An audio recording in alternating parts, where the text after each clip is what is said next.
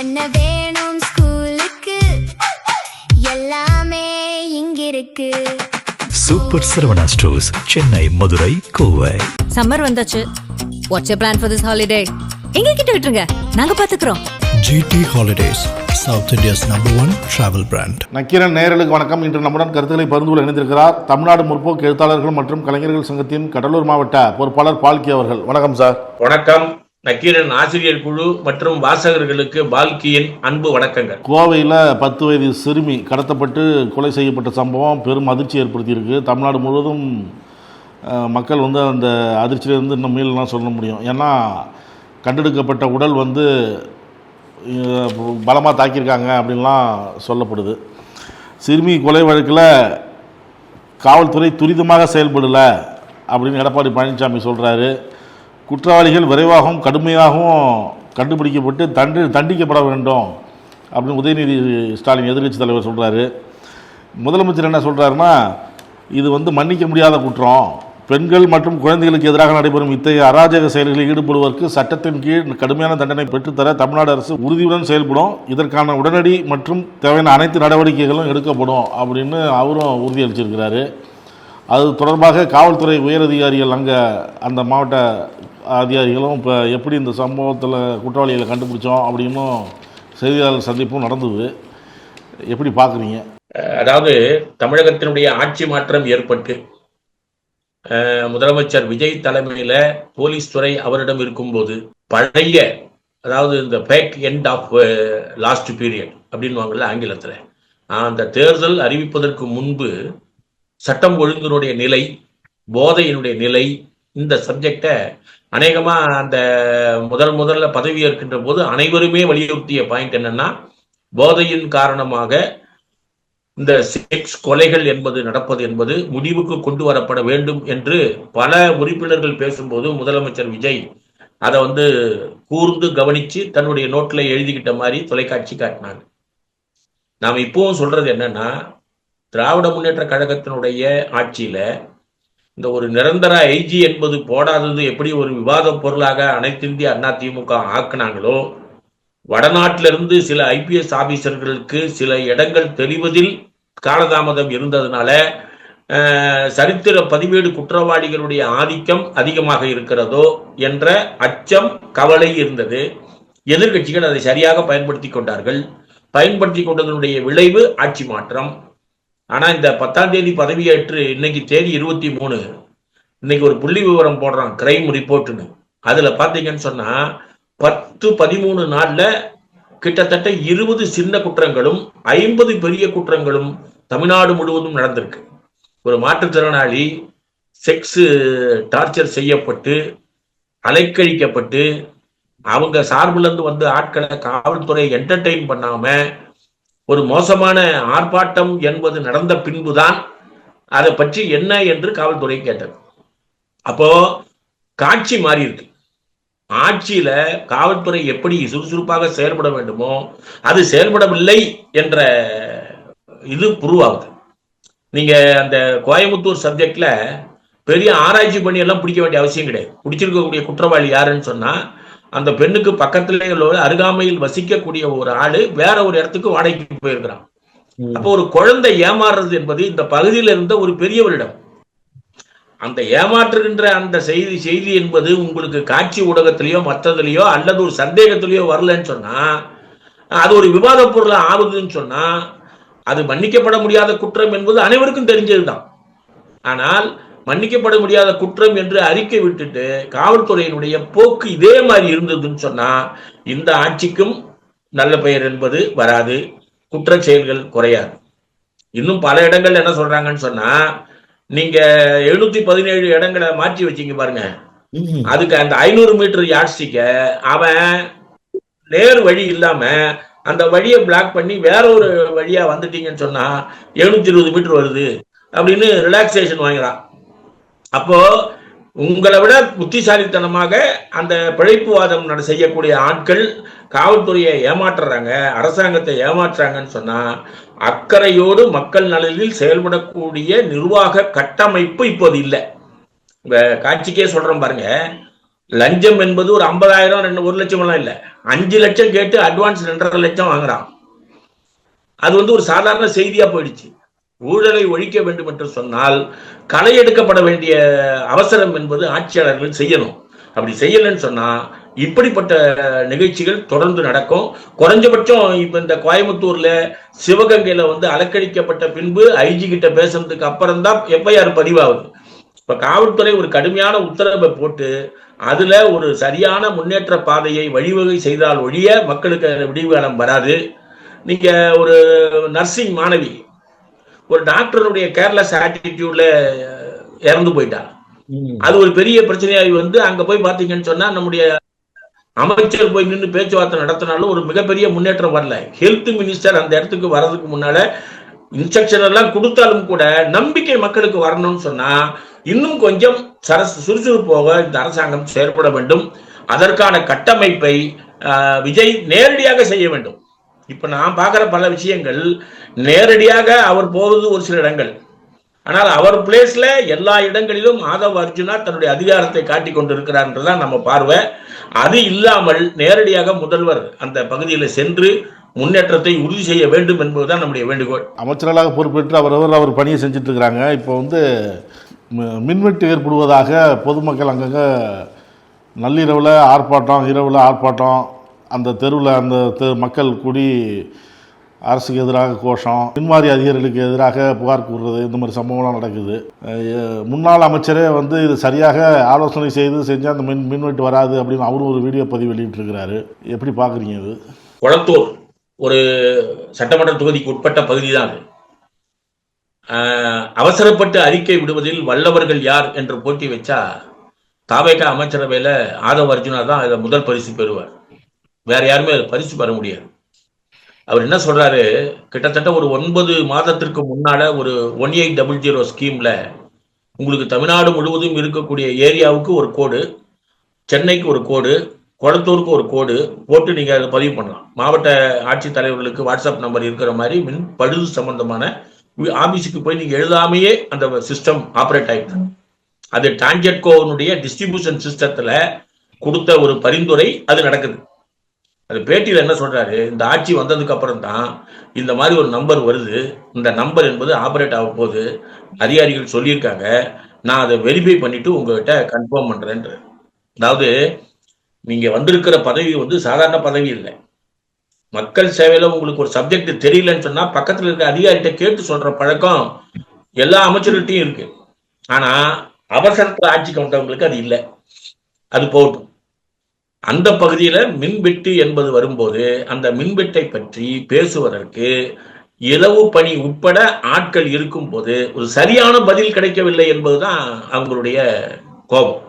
ஒரு 15 நிமிஷம் 20 நிமிஷம் இந்த கோடை காலத்துல இல்லைன்னு சொன்னாலே மிகப்பெரிய பாதிப்பு. கிட்டத்தட்ட 8 மணிக்கு ராத்திரி போகும்போது போன கரண்ட்டு 10:45 11 மணி வரைக்கும் வரலன்னும் போது அந்த கோபம் என்பது ஒரு போராட்டமாக மாறுது. என்ன செய்யணும்? அந்த டிஸ்ட்ரிபியூஷன் சிஸ்டத்துல வேலை செய்யக்கூடிய ஆட்கள் அங்க அந்த அமல என்ன சிக்கல்னு பதில் சொல்லி அதை சரி செய்யணும். ஆனா பொறுப்பற்ற அல்லது சம்பந்தம் இல்லாத பதில சொல்லி அந்த ஏற்பாடு பண்ணியிருக்காங்க. இன்னும் சொல்ல போனா இப்படிப்பட்ட அந்த கரண்ட்டை வாங்கி கொடுக்கறதுல இருக்கக்கூடிய இந்த நெருக்கடியை சரி செய்வதற்கு போன ஆட்சியில் நம்ம அதானி கிட்ட இருந்து கொஞ்சம் கரண்ட் வாங்கலாம்னு ஒரு ப்ராப்ளம் இருந்தது. அதை வாங்குவதற்கு இந்த அரசு சரி செய்கிறதோ என்று கொஞ்சம் விவரம் மட்டுமானவங்க எழுத ஆரம்பிச்சாங்க. அப்படி ஒரு சூழல் இல்லை, இது வரைக்கும் அப்படி ஒரு விவாதமும் வரல.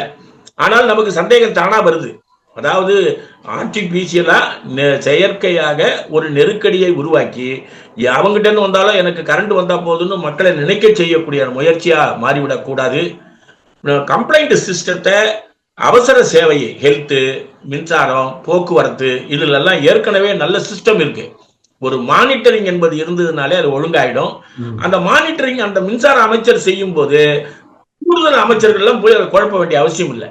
இப்போ சசிகலா எப்படி ஜெயலலிதா பீரியட்ல ஒரு ஆளுமையாக இருந்தாரோ அது மாதிரி இவரு எல்லாத்துக்குமான ஆளுமையா இருக்கிறாரோன்னு ஒரு அச்சம் நமக்கே வருது. வன்னி அரசு பதவியில ஏற்கிறாரு, அவரை போய் உட்கார வைக்கக்கூடிய வேலையை திருமாவளவன் செய்யறாரு. ஆனால் திருமாவளவனுக்கு இடம் கொடுக்காமலேயே பக்கத்துல அந்த வேலையை செய்யக்கூடிய பணியை பார்த்தீங்கன்னா ஆதவ் அர்ஜுனா தான் செய்யறாரு. அப்போ ஒரு நிழல் முதல்வர் மாதிரி அவர் செயல்படுகிறாரோ என்ற அச்சம் அந்த காட்சியை பார்க்கும்போது நமக்கெல்லாம் வருது. அப்படிலாம் இருக்கக்கூடாது. அந்த துறை அமைச்சர் உடனடியாக செயல்பட்டு மக்களுக்கான கோரிக்கைக்கு ஒரு தீர்வு சொல்லணும். அது அது சொல்லக்கூடிய பக்குவத்தை முதலமைச்சர் முன்னின்று அவர்களுக்கு சொல்லித்தரணுன்றதுதான் நம்முடைய வேண்டுகோள். நடந்து முடிந்த 10ஆம் வகுப்பு தேர்வு முடிவுகளை எப்படி பார்க்குறீங்க? பரீட்சையில் பங்கு பெறாதவர்கள் தேர்வு எழுதாதவர்களும் அதிகமாக இருக்கு, எப்படி பார்க்குறீங்க? 10வது ரிசல்ட்டு தமிழகத்தினுடைய முன்னாள் கல்வி அமைச்சர் அன்பில் பொய்யாமொழி அவர்கள் எடுத்த சிறப்பு முயற்சிக்கு கிடைத்த வெற்றி. நம்மளுக்கு ஏற்கனவே 91% தான் நம்ம இருந்தோம் 3 வருஷத்துக்கு முன்னாடி. 91%ல இருந்து அது 93.5, 94.5, 96.1. இந்த ஆண்டு 96.1. அரசு பள்ளிகள்ல 5000க்கும் அதிகமான பள்ளிகள் நல்ல ரிசல்ட்டை கொடுத்துருக்காங்க. இந்த 5000க்கும் அதிகமான பள்ளிகள்ல நீங்க அரசாங்கத்திடமிருந்து நிதி வராமல் இருந்தும், அதாவது கேட்டிருக்காங்க நிதி சில வளர்ச்சி பணிகளுக்கு, ஆனா நிதி கொடுக்க முடியல. ஆனா அதெல்லாம் மீறி அந்த பகுதி மாணவர்கள் வெற்றியை சாதித்திருக்கிறார்கள். அப்போ ஆனா அந்த மீடியால நம்ம கவர் பண்ணும்போது எப்படி ஆயிப்போச்சுன்னா, 10th ரிசல்ட்ல அந்த சப்ஜெக்டை அவர் செய்தார்ன்றதுக்கான சப்ஜெக்ட் எதுவும் வரல. ஆனா இப்பத்த கல்வி அமைச்சர் அதை அறிவிக்கிறார். கூடுதலா அது என்ன சொல்லியிருக்கணும்னா, நீங்க 10 நாள்லயே மீண்டும் பரீட்சை எழுதுவதற்கு, பரீட்சைக்கு வராதவர்கள் மீண்டும் பரீட்சை எழுதுவதற்கு போன வருஷம் தான் நம்ம திட்டமிட்டோம். அதுல ஒரு முன்னேற்றம் அடைஞ்சோம். இந்த வருஷமும் அந்த ஸ்கீமை நீங்க ஆபரேட் பண்ணணும்னு நிருபர்கள் கேள்வி கேட்டு பதில் சொல்லி அந்த நிலை தொடருது. அதனால நல்ல விஷயங்கள் நடக்கும்போது அந்த அரசை பாராட்டுகின்ற பக்குவம் நமக்கு வரணும். அதே மாதிரி பாத்தீங்கன்னா டெல்லி விசிட்ல போய் அங்க திருவள்ளுவர் சிலையை திறப்பதற்கு போன அரசு எல்லா நிதியும் ஒதுக்கி ஓகே பண்ணி வச்சிருக்கு. புதிய முதல்வர் திறக்கணும், அவ்வளவுதான். ஆனா செய்தியை சொல்லும் போது பாத்தீங்கன்னு சொன்னா, டெல்லிக்கு போய் அந்த திருவள்ளுவர் சிலையை திறப்பதே புதிய தமிழக அரசினுடைய பணின்ற மாதிரி அது அறிவிப்பா வருது. நம்மள மாதிரி கூர்ந்து கவனிக்கக்கூடிய ஆட்கள் அந்த பழைய செய்தியும் தெரிஞ்சுக்குவாங்க. வாசகர்கள் என்ன பார்த்துக்கணும்னா, அக்கறை காட்ட வேண்டிய விஷயத்தில் பழைய ஆட்சியோ புதிய ஆட்சியோ மக்கள் நலனுக்காக அக்கறை காட்டும் போது அதை பாராட்டுகின்ற பக்குவம் வர வேண்டும். அப்பதான் எதிர்கட்சிகளும் சேர்ந்து உங்களுக்கு ஒத்துழைப்பு கொடுப்பார்கள். ஏன்னா உங்களுக்கு மெஜாரிட்டி எல்லாம் இல்லை. அப்ப 2ஆம் நிலையில் உள்ள அந்த எதிர்கட்சியையும் பயன்படுத்தி கொள்ளக்கூடிய ஆக்கப்பூர்வமான அரசியலுக்கு ஆளும் கட்சி முயற்சிக்க வேண்டும் என்பதுதான் நம்முடைய வேண்டுகோள். இடதுசாரிகள் ஆதரவு தெரிவிச்சாங்க. அதே போல விடுதலை சிறுத்தைகள் கட்சிகளும் இடதுசாரிகள் என்ன முடிவெடுக்குதோ அதை விட்டு முடிவெடுப்போம், கட்சியில் ஆலோசனை பண்ணி அப்படின்னு சொல்லி அவங்களும் வெளியில இருந்து ஆதரவுனாங்க. அதுக்கப்புறம் அமைச்சர் பதவி, துணை முதல்வர் பதவி என்னெல்லாம் பேசப்பட்டது திருமாவளவன் சைடில். இதையடுத்து விசிகாவுக்கு துணை முதல்வர் பதவி, அமைச்சர் பதவி தரலாம் அப்படின்லாம் பேசப்பட்டது. இது எப்படி பார்க்குறீங்க? திருமாவளவனே அமைச்சர் ஆவார் அப்படின்லாம் சொன்னாங்க. இல்லை அவர் துணை முதல்வர் ஆவார், அங்கே திருச்சி கிழக்கில் எம்எல்ஏ ஜெயிச்சுட்டு அப்படிலாம் சொன்னாங்க. இப்போ ஐயுஎம்எலுக்கும் வன்னியரசுக்கும் பிசிகாவில் வன்னியரசுக்கும் ஒவ்வொரு இடம் கொடுத்துருக்குறாங்க. எப்படி பார்க்குறீங்க? திராவிட முன்னேற்ற கழகத்தில் கொள்கை கூட்டணியாக இருந்த கட்சிகள் அவங்க 2 சீட்டை கையில வச்சிருந்ததுனால ஒரு திருச்சி சட்டமன்ற தொகுதி இல்லாம நம்ம கிட்ட இருக்கக்கூடிய அந்த பெரும்பான்மை அந்த 10ஆவதுன்றதுக்காக நம்முடைய ஆதரவை பெற்றுதான் இந்த ஆட்சி நடந்து கொண்டிருக்கிறது. இடதுசாரிகள் தெளிவாக நிபந்தனையற்ற ஆதரவு என்று சொன்னோம். காலதாமதம் ஆனாலும் கூட ஒரு நெருக்கடியை உருவாக்குகின்ற அல்லது வதந்திகளுக்கு வாய்ப்பு கொடுத்து முதல்ல 11 மணி அப்புறம் என்றெல்லாம் பேசி அப்புறம் பாத்தீங்கன்னா சோபா மேட்டர் எல்லாம் பேசப்பட்டு எல்லாமே வதந்திகளாக மக்கள் மத்தியில ஒரு நிச்சயமின்மையை உருவாக்கி எங்க கொண்டு போய் நின்னுதுன்னு சொன்னா, இடதுசாரிகளோடு தொடர்ந்து பிரச்சனைகளின் அடிப்படையில் பயணிப்பேன் என்று சொன்ன திருமாவளவன் வன்னி அரசுவை ஒரு அமைச்சராக அனுப்பி வைத்திருப்பது என்பது பொதுவாக மக்கள் மத்தியில எடுபடாது. ஏன்னா நீங்க ஒரு ஆப்போசிட் கேம்ப்ல அதிகமா நம்ம பேசுறது யாருன்னா நாம தான். திராவிட முன்னேற்ற கழகம் பேசுறது என்பது அவங்களுடைய ஆட்சி ஆளுங்காட்சி அதை காப்பாற்றுவதற்கு பேசுவது. நாம பேசுவது என்பது பிரச்சனைகளின் அடிப்படையில் பேசுறது. அது விடுதலை சிறுத்தைகளாக இருந்தாலும் சரி, இடதுசாரிகளாக இருந்தாலும் சரி. கிட்டத்தட்ட RSS பிஜேபி சொல்லுவதை அமுலாக்கக்கூடிய கட்சிகளாக நாம் தமிழர் கட்சியும் விஜய் கட்சியும் இருக்கிறது என்று சொன்ன நம்முடைய வாய் கிட்டத்தட்ட அவரை போய் அது அமர வைப்பதற்கு ஆதவ் அர்ஜுனாவோட கட்டிப்பிடித்து செயல்படும் போது இது கூர்ந்த அரசியல்வாதிகளால் பார்க்கப்படுவது வேறு. சாதாரண மக்கள் என்ன பண்ணுவாங்க, இது சந்தர்ப்பவாதம், ஒரு மந்திரி பதவி கொடுத்தா அந்த பக்கம் போயிடலான்னு. நீங்க பேராசிரியர் ஜவஹர்லாவுக்கு எவ்வளவு நல்ல பேர் இருக்கு, அவர் இப்ப ஒரு அறிக்கை கொடுக்க வேண்டிய அவசியம் இல்லை. அடுத்த முறை நான் ஏன் என்னுடைய சின்னத்தில் தனியா நிற்பேன் அப்படின்னு சொன்னா என்ன மீனிங்கு? இந்த தடவை நின்று இருந்தா நானும் போய் ஒரு மந்திரி வாங்கியிருப்பேன் தானே அர்த்தம். இந்திய நாட்டினுடைய பாதுகாப்புக்கு, முஸ்லிம்களுடைய வாழ்க்கை நிலைமைக்கு இந்தியா கூட்டணி எடுக்கக்கூடிய அரசியல் நிலைப்பாட்டுக்கு பக்கமாக பேராசிரியர் இருக்க வேண்டியதற்கு பதிலாக ஒரு மந்திரி பதவி கொடுத்தா நான் யார் கூட வேணா போய் நிற்பேன் என்று சொல்லுவது எப்படி ஒரு ஆரோக்கிய அணுகுமுறை ஆகும்? அதனால இப்போ அந்த விடுதலை சிறுத்தைகள் திராவிட முன்னேற்ற கழக கூட்டணியிலிருந்து வெளியே போயாச்சு. மந்திரி பதவியை ஏத்துக்கிட்டீங்கன்னு சொன்னா அப்புறம் தாவேகா எடுக்கக்கூடிய நிலைப்பாட்டுக்கு நீங்க ஆதரவு என்றுதான் பொருள். அது எப்படி உதயசூரியன் சின்னத்துல உதயநிதி ஸ்டாலின் அவர்களும் உங்களிடம் ஒரு நம்பிக்கையின்மையின் காரணமாக உங்க சாலிட் சப்போர்ட் கையில வச்சுக்கிட்டாங்களோ, அது மாதிரி தாவேகாவினுடைய விஜய் அவர்கள் ஒரு மந்திரி பதவியை உங்களுக்கு கொடுத்து அவங்க பக்கம் உங்களை வச்சுக்கிட்டாங்கன்றதுதான் புரிதல். இது எதிர்கட்சி அரசியலுக்கு பயன்படாது. அதே மாதிரி நீங்க சமூக நலத்துறையிலயோ நீங்க வேற துறையிலயோ போய் மந்திரி ஆகல. அவங்க உங்களுக்கு எந்த துறை கொடுத்துருக்குறாங்க? இந்த ஆதி திராவிட நலத்துறையில ஏற்கனவே இருக்கக்கூடிய அந்த பிரச்சனைகளை இவரால் சரி செய்யக்கூடிய அளவிற்கு நிலைமை இருக்கா? அதோட மோசமான நிலைமைகள் கடந்த 10-20 ஆண்டுகளாக நடந்து கொண்டிருக்கிறது. அதுல போய் நீங்க ஒரு மந்திரி பதவி வாங்கி என்ன செய்ய போறோம்? அதனால ஆழ்ந்து பரிசீலித்து நிபந்தனையற்ற ஆதரவு என்ற நிலையில திருமாவளவன் இருந்திருந்தார் சரி. ஆனால் மந்திரி பதவியில போயிட்டதுனால திமுக கூட்டணியிலிருந்து ஒரு பலகீனமான சூழல் தான் இப்ப ஏற்பட்டிருக்கு. இந்திய யூனியன் முஸ்லீம் லீக் பதவி ஏற்ற பின்பு பேட்டையில் என்ன சொல்றாங்கன்னா, நாங்கள் ஸ்டாலின் சொல்வதையும் கேட்போம்.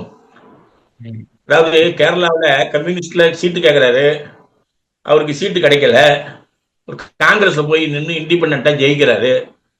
அவர் எப்படி கம்யூனிஸ்ட போராடி நம்ம சொல்றது? பதவிக்காக இந்த இடத்த விட்டு அந்த பக்கம் போய் நின்றார்னா அவர் காங்கிரஸ் சொல்வதை அப்படியே ஏற்றுக்கொள்பவராகத்தான் கணக்கில் கொள்ளப்படும். அதே போலதான் நீங்க என்ன விடுதலை சிறுத்தைகளுடைய கட்சியினுடைய கொள்கை கோட்பாடா இருந்தாலும் சமூக நீதிக்கு இந்த அரசு சரியாக வருவதற்கான வாய்ப்பை நம்ம வெளியிலிருந்து போராடி பெறுவதுதான் சரியா இருக்க முடியுமே ஒழிய மந்திரி பதவியை ஏற்றுக்கொண்டு ஒரு மாற்றத்தை கொண்டு வர முடியாது என்பதுதான் எங்களை போன்றவருடைய கருத்து. திடீர்னு இணையதளத்தில் ஏதோ ட்ரெண்ட் ஆகுது. கரப்பாம்பூச்சி ஜனதா கட்சி திடீர்னு ட்ரெண்ட் ஆனது ஏன்? தலைமை நீதிபதி என்னதான் சொன்னாரு? இளைஞர்கள் எப்படி புரிஞ்சு கொண்டாங்க? இப்போ அந்த கட்சி தொடர்ந்தவங்களுக்கு தொடர்ந்து கொலை மிரட்டல்லாம் வந்திருக்கு, அவங்க பெற்றோர்லாம் பயப்படுறாங்க அப்படிங்கிறாங்க. அப்புறம் அந்த இணையதளத்தை மூடியாச்சு அப்படிங்கிறாங்க, இல்லை மீண்டும் திறந்தாச்சுங்கிறாங்க. என்ன நடக்குது அதில்? இந்த காக்ரோச் ஜனதா பார்ட்டி என்பது பிஜேபிக்கு எதிரான ஒரு நிலைப்பாடாக, அரசியல் நிலைப்பாடாக இன்னைக்கு களத்தில் இருக்கக்கூடிய மக்கள் போராடுகின்ற ஒரு அமைப்பாக மாறி இருக்கு. ஒரு சின்ன உதாரணம் சொல்றேன் பாருங்க உங்களுக்கு. அதாவது ஒரு கிராமம் ஜம்மு காஷ்மீர்ல, அந்த கிராமத்துல இருக்கக்கூடிய ஒரு ஆளை கிட்டத்தட்ட ஒரு 3 மாதமா ஹவுஸ் அரெஸ்ட் வச்சு மிரட்டுகின்ற பாணி ஜம்மு காஷ்மீர்ல அங்க இருக்கக்கூடிய முதலமைச்சருக்கே தெரியாம நடந்து கொண்டிருக்கிறது. UAPA சம்பந்தமான விசாரணை என்பது உச்சநீதிமன்றத்தில் வரும்போது உச்சநீதிமன்றமே அதிர்ந்து கேட்ட கேள்விதான் இது. உச்சநீதிமன்றத்துல மக்கள் பத்தியில பேசுறதுக்கு ஒன்னு சில ஆட்கள் இருந்தாலும், கபில் சிபில் போன்றவர்கள், இந்திரா ஜெய்சிங் போன்றவர்கள், பிரசாந்த் போன்றவர்கள் இருந்தாலும், சீஃப் ஜஸ்டிஸ் இது என்ன பண்ணிட்டாரு? RTI என்பதை கையில் வைத்துக் கொண்டு, மீடியா என்பதை கையில் வைத்துக் கொண்டு, நான் பொது வெளியில இருக்கக்கூடிய ஒரு ஆளுமை என்பதை காட்டுவதற்காகவே கரப்பான் பூச்சிகளாக இளைஞர்கள் செயல்படுவது ஆரோக்கியம் இல்லைன்னு இருக்க. ஆக்சுவலா இவங்க செஞ்சது ஜனநாயக இயக்கம்.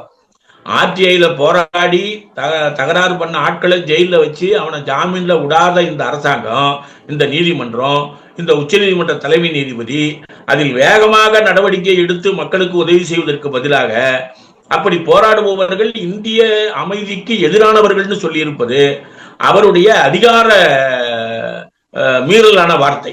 அதனால இளைஞர்கள் கொதித்து இருந்திருக்காங்க. அநேகமா பாத்தீங்கன்னு சொன்னா எல்லா மாநிலங்களிலும் ஒரு மிகப்பெரிய எதிர்ப்பு வந்திருக்கிறது.